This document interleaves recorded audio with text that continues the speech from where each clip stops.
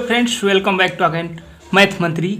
और आप भी ग्रुप डी का एग्ज़ाम देने वाले हैं या एग्ज़ाम देने वाले नेक्स्ट फेज में हैं तो आपको ये वीडियो बहुत इंपॉर्टेंट होने वाली है, क्योंकि इस वीडियो को देखने के बाद आपका 30 नंबर रीजनिंग से, इस वीडियो में पूरी रीजनिंग के बारे में बात किया जाएगा, कहाँ कहाँ से क्वेश्चन आया था, क्योंकि मैं एग्जाम दे चुका हूँ और उसी के आधार पर जहाँ जहाँ से क्वेश्चन पूछे थे उसी के आधार पर मैं टॉपिक लेकर के आया हूँ और टॉपिक से कहाँ कहाँ से कौन कौन से क्वेश्चन आ रहे हैं वो भी बताने वाला हूँ।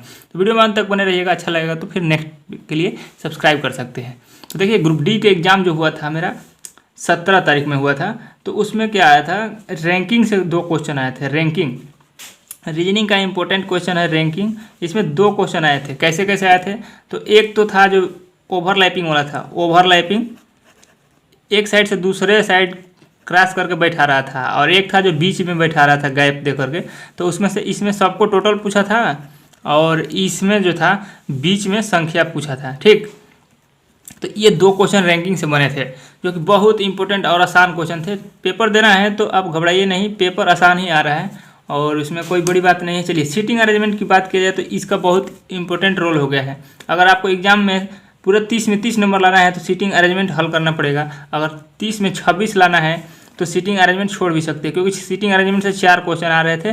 4 में 6 जो 8 लोग को बैठाना था वृत्त में, और 2 क्वेश्चन थे जो 5 वाले थे या 6 वाले थे। ठीक, तो ये 4 क्वेश्चन यहाँ से आपके फिक्स हो रहे हैं सीटिंग अरेंजमेंट से। अगर आपको बनाना है तो 4 बना सकते हैं, नहीं तो इसको लास्ट में बनाएंगे तो आपको बहुत आसान होगा, क्योंकि इसमें आप फंसेंगे तो आपका क्वेश्चन आगे नहीं हो पाएगा।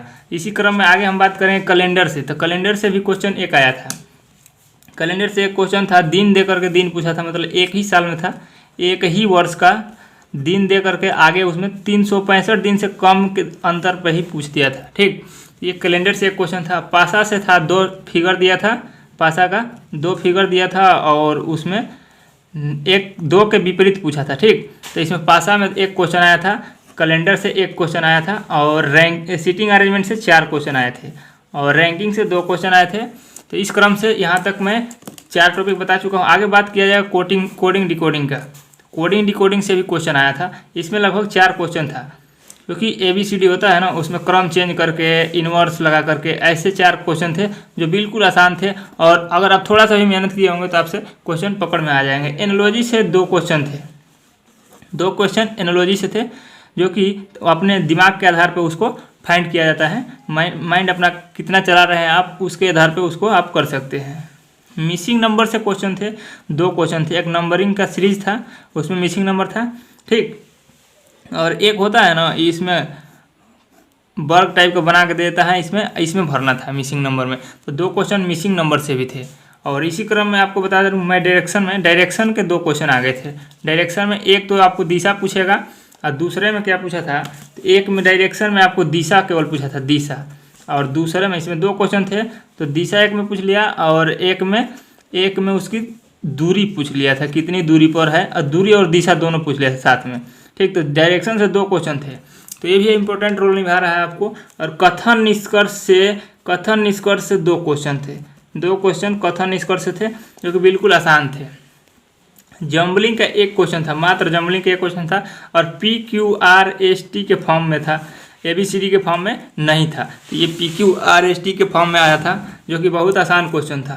अब विषम छाटने वाले 2 क्वेश्चन थे, जो कि नंबरिंग का विषम छाटना था। नंबर संख्या होती है ना, उसमें विषम छाटना था। उसमें अभाज्य जो थी नहीं कट रही थी, उसको छाटना था विषम। ठीक, तो विषम छाटने वाला में 1 क्वेश्चन आया था। और वेन डायग्राम से 1 क्वेश्चन था। ऐसा वेन डायग्राम दिया नहीं था, बनाना था। उसमें से बीच वाला परसेंटेज होता है ना, उसका मान दे दिया था, और टोटल आल पूछा था, कितने संख्या है, मतलब विद्यार्थी टोटल कितने विद्यार्थी हैं। तो ये बहुत आसान क्वेश्चन था। मैथमेटिकल ऑपरेशन जो है, मैथ का जो नंबर सिस्टम से रिलेटेड क्वेश्चन था, क्योंकि उसका घटाने बढ़ाने वाला होता है ना मैथमेटिकल ऑपरेशन, या आप कहेंगे तो ऐसा में भी पूछ सकता है। मैथमेटिकल ऑपरेशन से 1 क्वेश्चन था। ठीक, मैथमेटिकल ऑपरेशन से कितना था, 1 क्वेश्चन था। एक सेलोलिज्म से भी था। सेलोलिज्म से कितना क्वेश्चन था, तो 1 क्वेश्चन था। और न्यूमेरिकल सीरीज जो अभी बताया ना, संख्याएं मतलब 1, 3, 5, 7 ऐसे जोड़ के कुछ ऐसे विषम संख्याओं में जोड़ रहा था। मतलब इसमें 2 जोड़ा है, तो इसमें भी 2 जोड़ा है, इसमें भी 2 जोड़ा है, तो ऐसे ही बीच में एक विषम संख्या का गैप था, उसको भरना था। तो इस प्रकार से ये था। और ब्लड रिलेशन से बात किया जाए तो ब्लड रिलेशन से आपका एक क्वेश्चन था, ब्लड रिलेशन से एक क्वेश्चन था, मात्र एक क्वेश्चन। तो इस प्रकार से आप अगर जोड़ेंगे तो आपके टोटल जो है आपके 30 क्वेश्चन हो जाएंगे। तो 30 में से अगर आपको कम पढ़े लिखे हैं तो 26 नंबर जरूर ले आएंगे, क्योंकि 4 नंबर जो है वो सीटिंग अरेंजमेंट वाले लास्ट में बनाना है। 4 नंबर वाले वो पहले बनाएंगे तो आपका क्वेश्चन मिस हो सकता है। तो अतः 26 नंबर आप फाइंड कर सकते हैं। और इस क्रम में मैं चाहता हूं कि आपको अगली नेक्स्ट वीडियो में आपको साइंस और जीके क्वेश्चन भी बताऊंगा। तब तक इसको एक बार दोबारा आप देख सकते हैं। रैंकिंग से 2 क्वेश्चन, सीटिंग अरेंजमेंट से 4 क्वेश्चन, कैलेंडर से 1 क्वेश्चन और पासा से 1 क्वेश्चन, कोडिंग डिकोडिंग से 4 क्वेश्चन, एनालॉजी से 2 क्वेश्चन, मिसिंग नंबर से 1 क्वेश्चन था, डायरेक्शन से 2 क्वेश्चन थे और कथन निष्कर्ष से 2 क्वेश्चन थे और जम्बलिंग से 1 क्वेश्चन था और विषम छाटने से 1 क्वेश्चन था। तो इस प्रकार से आपके टोटल 30 क्वेश्चन हो रहे थे। 30 में से अगर आप थोड़ा सा भी मेहनत करेंगे तो 26 नंबर तो पक्का ही है। 26 नंबर पक्का कर लेंगे। आप इस वीडियो को देख रहे हैं तो आगे आपको साइंस और जीके कौन सा क्वेश्चन आया था वही लेकर के आऊँगा। जय हिंद।